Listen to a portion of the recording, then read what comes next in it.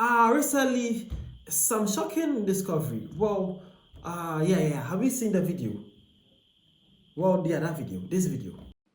For our cabinet to approve the reduction of the SANDF workforce or strength is actually nothing far from telling us to implement a defense version of what General Mkhwanazi has disclosed in the Madlanga Commission with regards to the closure of the political killing task team. Closing down the SANDF is like having a house without walls, effective CCTV systems, and reaction capability should thieves violate your space uninvited, or buying a car and not taking an insurance, or not having a life cover for yourself and family. Yesterday, I shared with those that attended the Prestige Ball that in the past week, I was in Australia to attend the Indo-Pacific Sea Power Conference 2025. Whilst I was interacting with the chiefs of navies from different maritime countries at the conference, the chief of the Kenyan Navy mentioned that a week before coming to Australia, his Navy caught a ship from East Asia that was carrying a large consignment of drugs, which was destined for Mozambique. And you will agree with me that Mozambique was not the final destination, but maybe South Africa was. The Philippine chief also brought to my attention the fact that on continuous basis, they arrest ships carrying drugs whose destination is Southern Africa.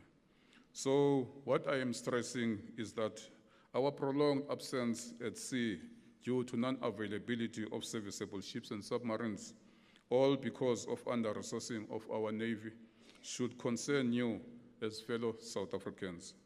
I often find myself questioning whether those responsible for making significant decisions, particularly regarding the funding of our defense force, if they may be directly or indirectly influenced by these drug cartels, illegal traders, maritime criminals, and human traffickers. Because it will appear that these consistent underfunding and incapacitating of the South African Navy and the Defense Force in general is to ensure the success of the operations that undermine our nation, compromise its sovereignty, and jeopardize the future of our children. The unpatriotic and what appears to be a sellout posture of defunding the SA Navy and the SANDF in general leaves me with a question of whether the people behind what I would like to call nonsense, if they are not busy with a mission to privatize the SA Navy and the SANDF. Okay, so it was shared by an account on X, a South African who believed to be more patriotic and more having South Africa at heart. He says Cyril has defunded the Navy. This has led to drug trafficking and human trafficking in South Africa. Cyril must go. Well, basically, that is one of the biggest names in the Navy in South Africa. Yeah. And man is actually talking about something important here. You have seen the video, right? That's a 3 minutes long video, and man actually saying that due to the defund of not only just the Navy but the South African Defense Force, it has actually led the country to have a big issue in fighting insurgency, corruption, and most importantly, protect and to have their work done effectively or efficiently. They are saying that they are really under the radar when it's come to funding, and they need a whole lot of hands on deck to support them in their daily activities. Man actually cited how people are smuggling in drugs from all over the world through the main sea, through the Navy, and actually landed in South Africa. That is it. They have actually watched the whole 3-minute video, and they have shared their concerns on how ineffective they are actually working due to lack of funds, and how they're actually lacking in a whole lot of services that they need to have to improve the services that they have for not only South Africa but to protect the water bodies of Africa as well. Wow, as South African, how do you say this? Do you think this can be a blame that we can put or lay on only Cyril Ramaphosa, or is something that have been there for long and man has actually not done anything about that? What do you think about this? Let's see your point of view and let's see how things are going here. Well, this one says Cyril defunded the whole state security system, the SADF, the SAPS, the SARS, the SSA, the BNB. He just rewarded the deputy ministers and a whole lot of thunder kings and queens. Man actually believes that Cyril has not only just defunded the Navy, but a whole lot of government agencies and security agencies in the country. How true is this?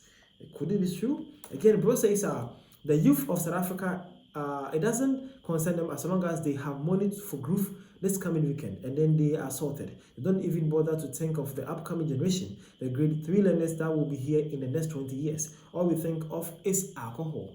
Well, that's South African right there. They're actually saying that you guys love alcohol so much, you guys need to chill about that one. You need to actually discuss, think, and worry about the heading or the well-being of the country, because the next generation actually depends on you guys. Again, Manchester, you should see what was done to the Air Force. Easy to find how many aircraft so airworthy. Spoiler alert, it's much less than you think. 6 out of the 330 airframes are able to fly. 2 fighter jets, 1 chopper, and 3 jet trainers. Wow. I know a lot of African countries are getting into West now. Hope South Africa don't follow suit though. Hopefully. Again, Manchester, actually, the defunding of the SANDF began in 1998. He just isolated it in the 7 years he has been in power. It's crazy if you think about it. Nuclear program was officially terminated in 1993. The defunding process began in 1998. It's like they were setting us up to fail after 1994. Who are they and why would they set you guys up to fail? Who is bro even talking about here? And lastly, Manchester, what are they using the tax money they are collecting? People need to be arrested now. Bro is also asking, what are they even using the tax money for?